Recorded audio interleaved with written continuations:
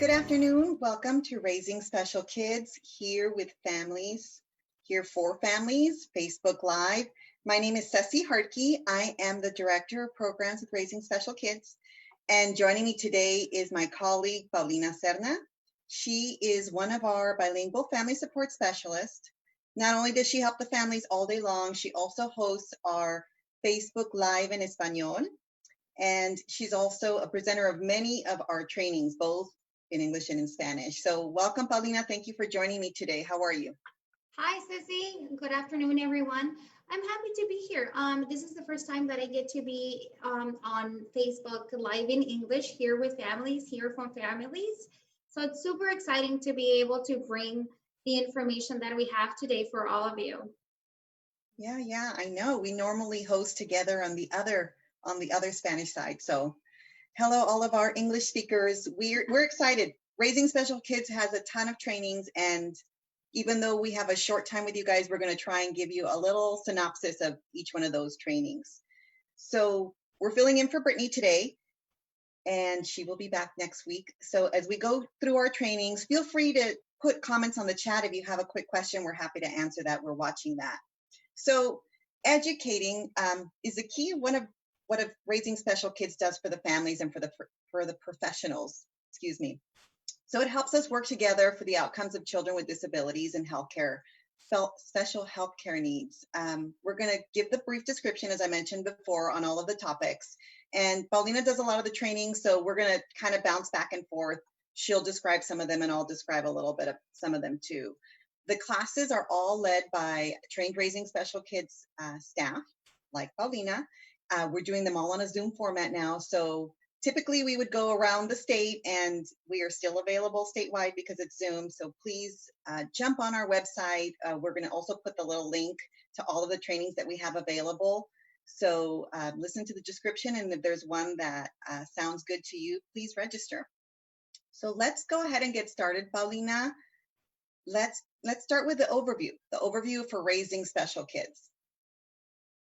Okay, so what do we do? Well, we're the Parent Training Information Center for the state of Arizona, and we provide different systems. We provide different trainings for parents. One of my favorite ones is special education, where we provide one-on-one consults. And because right now, because of the pandemic and social distancing, we're not doing in person, but we can have them via Zoom. And we would sit down, talk about your how everything is going at school with your children, the services they're receiving, supports, accommodations. That is what our one-on-one consult is. And then the heart of our organization is our parent-to-parent support. Our parent-to-parent connections are amazing. When I had my first parent-to-parent connection, it was so nice to be able to talk to someone who actually understood what I was going through, what my feelings were. The parent-to-parent connections are with our parent leaders, and they are trained to mentor and provide the support that you need. Something that I really like to say about Raising Special Kids is that, we're here to provide the Arizona families of children with disabilities and special health care needs the support that they need to be able to have a better quality of life and connect you with the resources within your community. There's so many things going on at our homes. There's so many services out there that we're not aware of. So when you contact us at Raising Special Kids, that's what we do for you. We're like your one-stop shop where you would be able to be connected with the community resources you need. We provide the information that is pertinent to your child's disability. And we really, really put our heart into everything that we do. Thank you for that, Paulina. Yeah, that we do have a few programs at Raising Special Kids, and I would really encourage you to look on our website and check it out. And if you have any questions, we're always here to help.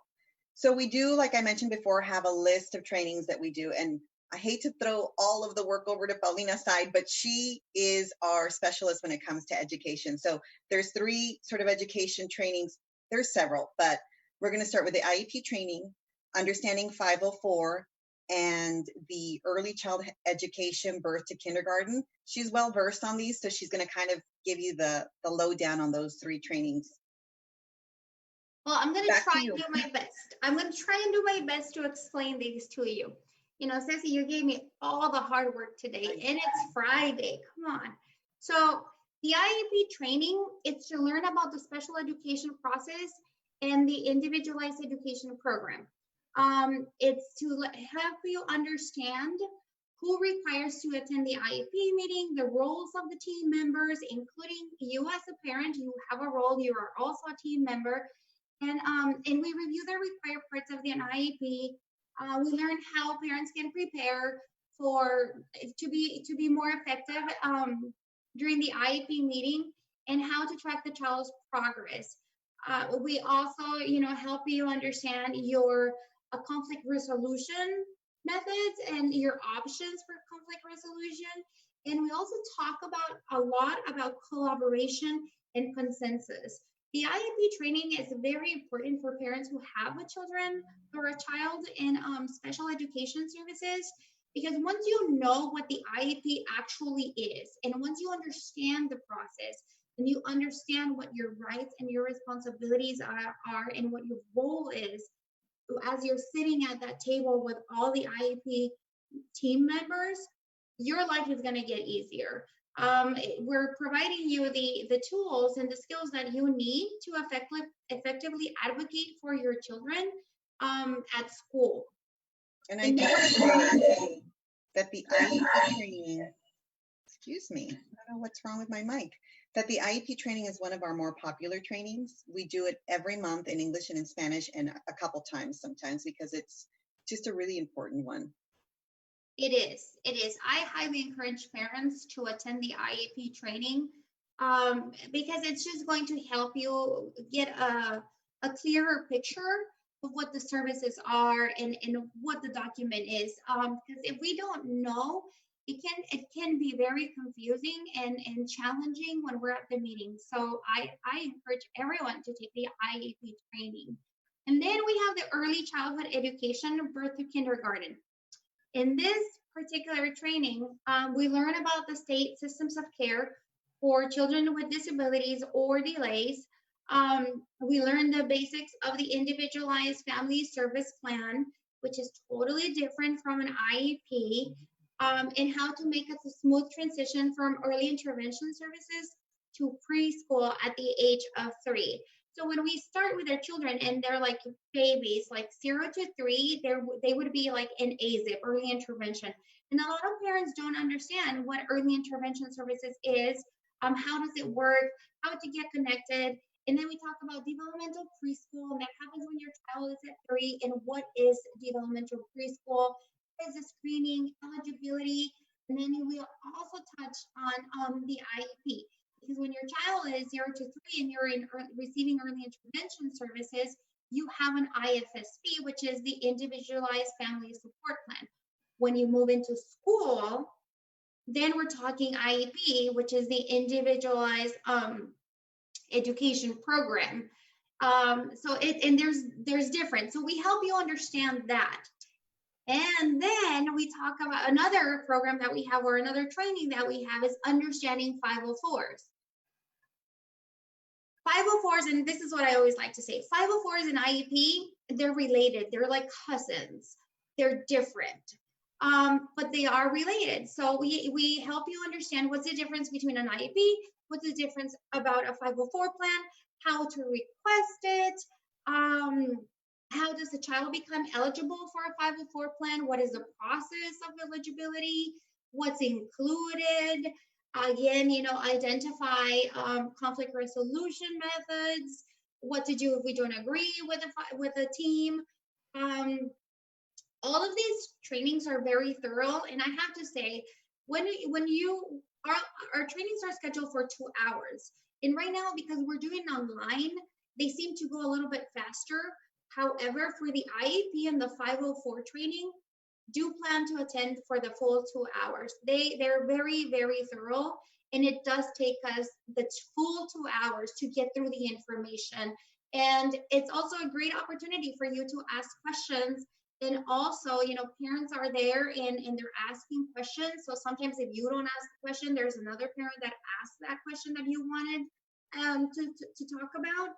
It's just, I highly encourage you guys, you know, if your child has special education services, if you're thinking about it, if you feel like, you know, they may need an evaluation, these are the trainings that you would want to look into. Yep. Information more. So I'm so sorry. Is that better? Sorry. I don't hear an echo. No, I don't. I hear you okay. Clear. So I don't know. I'm going to keep going. Yep. So the next, one of the other trainings that we do, and we have 3 major trainings that we, you know, try to really rotate in there heavy. IEP was one of them. Positive behavior support is the second one. And so I'm going to talk a little bit about that. Positive behavior support is we're getting a lot of people registering for this. The training is learning how to help your child decrease unwanted behaviors and increase preferred behaviors. It's sort of a system that shows you how to use positive behavior support in your home, in the community, become aware of your role that you play as a parent on your child's behavior, and learn what to do to make, you know, the more you know, the better you're able to sort of navigate that, not only at home, but to understand what's happening at school. And what I like about this training in particular is, first of all, in this time, there's behaviors happening everywhere. I've said it earlier. You know, we talk about this for our children with special needs. All of our kids are having behaviors. This time in our lives has been a little odd. We have behaviors, our spouses have behaviors, but it's the science behind behaviors. And once you understand, it's just really helpful to kind of help you see it in a different way and not to just react. It's a really great training. I highly recommend it to everybody. The next one that I'm going to go into, which is one of my favorites, is the parent and professional collaboration. This is one training that we sprinkle in. We don't put normally every month, but I love this training. And I'll give you the brief description. It's to gain an understanding of the parent's role in special education and learn how to increase parent participation in the process using positive and effective communication techniques, and to explore ways to help the student learn to advocate for themselves. Now, that's just a general, you know, description. What I love about this training is that in the education process, there's the parent, and then there's the administration, if you will, teachers or what have you. We're all coming from a completely different perspective. And sometimes what we do with this training is we try to flip the script a little bit and tell the professionals, this is what the parent might be dealing with. All of these things, all of the children, all of the school, all of the programs, and, you know, the stress of dealing with whatever that parent might be dealing with. And then we flip the script a little bit more and we say, okay, parents, this is what a teacher might be thinking about and looking at. And it comes to a collaboration. I always think that the magic happens when both parties come to a moment of, okay, I see you, I hear you, and then that's where the magic happens, the collaboration. So I really think that a lot of the problems that we sometimes find in the education system is because it's a miscommunication, and maybe we're not seeing it from each other's eyes. And so this is a wonderful training. I don't think parents realize how stuck we can be in our own way. It's our children, we're passionate, it's scary. And so sometimes this training is it's important. And we're going to go on to our new training, which is, we've had it for about 6 months, talking to your child about sexuality. I'm excited about this training. Paulina is actually one of 2 people in our entire organization that is able to do this training at the time. So I'll let her tell you a little bit about it. I was the chosen one to talk about talking to your child about sexuality. So when we hear the title, we get this idea, and as parents, we kind of freak out about, like, what do you mean talking to your child about sexuality? Well, I want to make it very clear, you know, it's not like it's not a sexual education thing. It's not a sex talk. It's actually a training where we examine the barriers to talking about sexuality to our children. We gain knowledge about sexuality and developmental disabilities, and then we get to practice communicating about sexuality with young and grown children. Our talking to your child about sexuality there's been a few people that have, after the training, they have mentioned how they were kind of worried about this training because they didn't know what to expect. I want to make it very, very clear that what you get from it is tools, is examples. You get to learn about teachable moments, you know, what to do when your child asks you a question. And it's kind of like it's kind of like giving you a guide to having that conversation with your children. And the purpose of it is to help our children have healthy relationships, to be able to identify dangers, to be able to identify the different types of relationships that we have as human beings. So it's really, really interesting. It's also another one of the trainings. This one doesn't, yeah, it kind of does actually take the full 2 hours. And if you have kids that are like teenagers, right now our children are exposed to so many things. I encourage you to join the training, talking to your child about sexuality. I promise you will learn so many things, and you will also learn that it's not as complicated as we think it is when it comes to like talking to your child about sexuality. It's really not that hard once you have the tools that you need to be able to answer their questions and to dig deeper into why are they asking me this, or why are they doing this. So I highly recommend it. I am so happy that we have this training, and super excited that I feel like the more we schedule the training, the more people that want to attend it. So if you have any questions about it, if you want more detailed information, give us a call and we'll definitely go through it before you make the decision. You know, if you're having like iffy thoughts, do I want to do this? Do I not want to do this? Give us a call and I'll be happy to walk you through it and just kind of like let you know more information in detail so you can make up your mind. But I assure you, you will be so happy after you take this training, because it's just going to be easier to have such conversations with your kids. And then, Can I say something yes, about your training? yes, please. I really, one of the things that I walked away with, and I didn't even think about it, but you said something about having healthy relationships, and it led me to have a conversation with my son, who sometimes doesn't pick up on social cues, about knowing when to, because he's a young man, knowing when to approach a young woman and knowing when not to, and I didn't ever think to have that conversation with him. And I thought it was very possible that he could potentially, consistently try to talk to a girl or call her, or to a point where she was no longer interested, and then he had crossed a line. And that scares me for my son. And until you mentioned it in an example, I thought it's an important part of, people think that maybe that didn't fall into the sexuality, but it does. It's one of those things that you just have to think about. It's an important conversation that I needed to have with my son about trying to read those cues. Maybe he doesn't pick them up naturally, but to be aware that there might be a time that someone doesn't want you calling them anymore, doesn't want you talking to them anymore, and then you need to be respectful.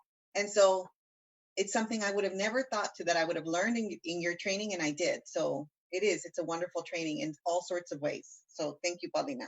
Thank you, Ceci, for that. So now I want to ask you a question, because I know you were one of those that was kind of iffy about the training. Like, you had your questions, you had your doubts as far as like, what was it about? What to expect? So can you tell me a little bit more about when you first read the title, Talking to Your Child About Sexuality? What did you expect? I expected sex ed, like high school. I was thinking about, I thought you were going to tell us how to have the birds and the bees conversation with our child. And then I was uncomfortable with it. I was uncomfortable. I thought, I don't know, but I know it's important. I know our culture is taboo about it. We're not talking enough to our children about it. I know that a lot of families with children with disabilities sometimes don't think that our kids need to know about those things. And the more and more research that comes out, the more the conversation is brought up, we realize it is so important. We cannot just assume that our children don't need to have these conversations. They do. So I was scared, but I had to put on my, my brave, you have to do this. This is the right thing to do for your children, and it helped me with my conversation with my other two children. They're my, typical children. So it was a great training, and it was not what I expected. I was scared. I was nervous. Thank you. See, and tell me that you were comfortable throughout the presentation and there was not an awkward moment. It was all just very casual. You felt comfortable to ask questions, right? Like, Yes. it was Yes. fine. It was a conversation, right? Yes. It was very good. See? So listen to Ceci. She knows what she's talking about. She's been there, she's done the training, and it's a great training. And something that I think is very important to mention, when we have this training, so like talking to your child about sexuality, and then like setting up boundaries, respecting relationships, learning the social cues and all of that, it also helps our children not to be bullied, which takes me to the other training that we provide. Ceci, you want to talk about bullying prevention? You want me to do it? I feel like I've talked forever now. No, you do the bullying. I've actually never done this training, and I know that you have. Okay, so we have this, it's called bullying prevention, and it's a wonderful training. And I like to think that, when we attend these trainings, I feel like there's like a little connection in between all of them. So bullying prevention, it talks about different types of bullying and the effects. We learn what us as parents, what we can do to prevent it, what we learn about what children can do to prevent it. And we also learn about what the school can do and should do when a child is being bullied. We have the resources, we connected with the resources to help the parents with children with disabilities. And it's, it feels like our children, because there is already a disability, regardless of the disability, they're already more vulnerable to be bullied, and it's scary. So, once we figure out a way to talk to our children about bullying and also the role of the bystander, we're going to create a safer environment for our children. So the more knowledge that we give our children, the more tools that we learn, that we pass on to our children, at the end of the day, the better they will be. And bullying prevention is absolutely something that we all should talk to our children about, because no one wants their child to be bullied. Or if you have a child that's a bully, like, being able to tell them, look, this is what you're causing, this is what could happen, this is what the other person is feeling. That's what the bullying prevention training is about. And my favorite part is that I learned what the school's role is as far as bullying prevention goes, and what they're supposed to be doing when a child is being bullied. So not only do we talk about me as a parent, what our responsibility is as a parent, not only do we talk about what the child that is being bullied is supposed to be doing, or the steps that they could be taking, but we also talk about, what the school's role is and what the school's responsibility is. So it's a really good training that I think, we need to take, especially, I don't know, for me, my kid just started 6th grade. So I feel like this is the moment when we really need to address bullying, because I feel like middle school, I don't know, kids seem to be meaner at middle school. I don't know. I have that impression. Like middle school and high school are very scary for me. So I feel like for me, this is the time where I want to talk to my child about bullying prevention. Yeah. Well, I'm going to take the next 2 trainings. These are my favorite trainings. And they go hand in hand, so I'm going to mention them. The first one is high school transition, and then the second one is road to employment. And I'll tell you the reason that I am so passionate about this right now specifically is because my son is 14, and so this is the age that we're discussing this. So the high school transition training, you learn about what is included in the IEP transition planning process, which should start when the student turns 16 years old. However, you can start as early as 14. It depends on your school, but they explore how you use your students' strengths and preferences and interests, and you start setting transition goals to prepare them for higher education, vocational training, employment, independent living. This is really exciting, and sometimes I feel like it's not the most important, but I want to say it's just as important as all the other pieces. Our youth is really becoming adults in this time, and sometimes it gets forgotten. I feel like families, and this is just a personal thought, you're really involved in the IEP, that the young person becomes a little older, and sometimes um, knowledge, information gets dropped. And when the kid goes into high school, sometimes the idea is they're adults, they're going to handle it. We don't need mom and dad on campus anymore as much, all sort of these little norms. But it's really important. These 4 years in high school is so important, and it can mean graduation to couch, or graduation to not even job before graduation. And there's so many programs in our state. There's so many resources that have been untapped by families. There's so much out there. There's wonderful people that are available and ready to help you get all the information to get your child ready for that next step. We all want our children to succeed and to have a job and to reach whatever their highest potential is going to be. So I love this training. And like I said, maybe it's just my own little opinion. I feel like I've answered enough phone calls at Raising Special Kids where the families call and they've got a young person that's ready to graduate high school. And some of these pieces have been missing. And it breaks my heart because there's so much out there for them. There's no reason that they shouldn't be looking forward to something wonderful after high school. And then the road to employment is another training that sort of goes hand in hand with this one. So the description is, we're again discussing with young people with disabilities between the ages of 14 and 26 with their parents, with professionals. They're also welcome to attend the training. And this is where we learn to access information, the tools to help set goals and plan for a successful adult life, access post-secondary education again, the employment resources that are available, vocational rehabilitation process, work, learn about all of these wonderful things that people in Arizona have, access to. And here's another thing. You had talked about 504, Paulina, and all of these sort of piece together because you don't have an IEP when you graduate high school anymore.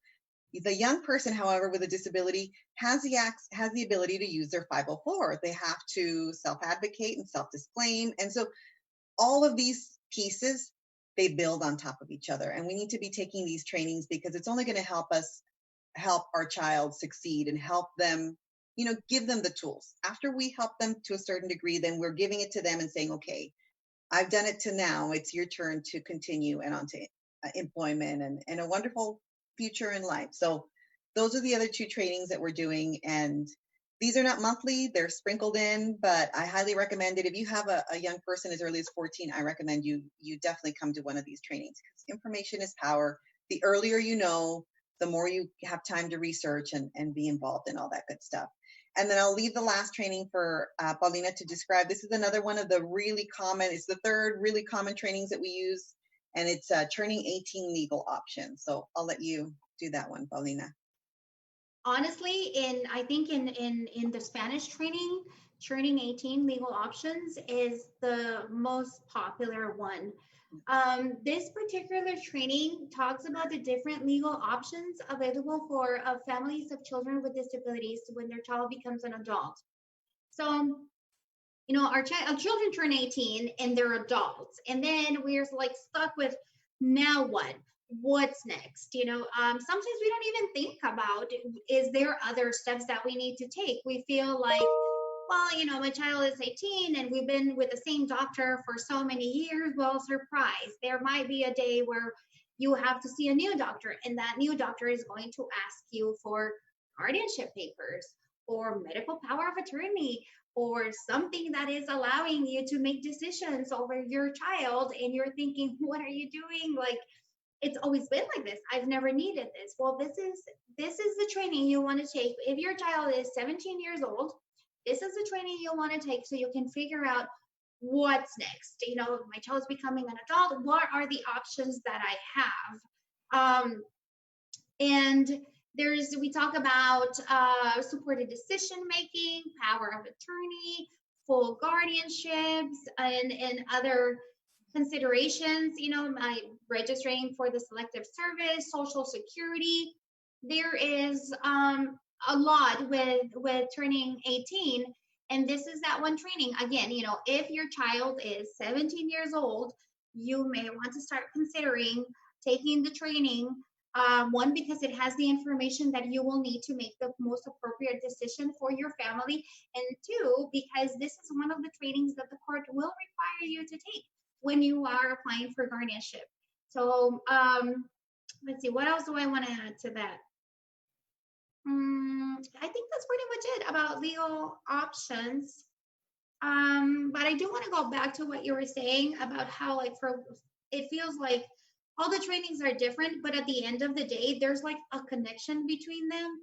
And it's so important for us to take these trainings, because if we learn how to effectively advocate for our children, we are going to pass that on to our children.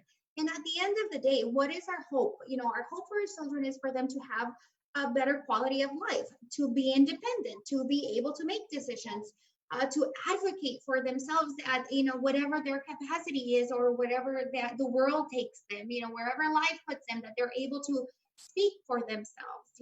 So if we start doing this now when they're little, and we start giving them their voice, and we start teaching them, like, this is how you would advocate, this is advocating, they're going to become better advocates. They're going to be self-advocates. And how wonderful is that, that we gave them that power of, this is your life, this is your voice, you can do this. Ceci, we have some comments in the chat. I don't know if you have them there, or do you want me to take a look at them? I can see some of them. Okay, go for it. It looks like, well, it just looks like Lori Shook logged on to say hi to us. So hi, Lori. So Hi, did Lori. Sonia and Tiffany Pat. I don't think there's any questions, Claudia. I think it's just some families wanting to say hi. Just a lot of hellos, Paulina, but I'm glad because people are logging on, they're seeing our trainings. Hopefully one of them, sparked your interest and you would jump on our website and see all of our trainings. We've got a ton of them for October and November, and we typically don't sprinkle in December because it's, a crazy month, but we're going to sprinkle some in anyway because it's a different year. And, it might be necessary, and it might be the perfect time for you to, log in to one of our Zoom trainings and get the information that you need. So I think we're going to wrap it up. Thank you so much for joining me, Paulina. Thank you for having me. I know this was fun. We're always doing it in Spanish. Now we're here in the Raising Special Kids, but thank you all for joining us. We really appreciate you joining and being a part of Raising Special Kids. Please, we look forward to seeing you in one of our upcoming trainings. Again, it's on our website, but also I believe there are events in Facebook page. So click on one of those events if something interests you and the date and time works out, and it'll take you right to registration. And if you want to speak to any of our family support specialists, we're happy to help. We're always here. Our number is 602-242-4366. And I believe all those numbers and links are in the chat as well. You can also reach us at info@raisingspecialkids.org. Hope everyone stays safe and healthy, and have a wonderful weekend. Happy Friday. Happy Friday. Bye.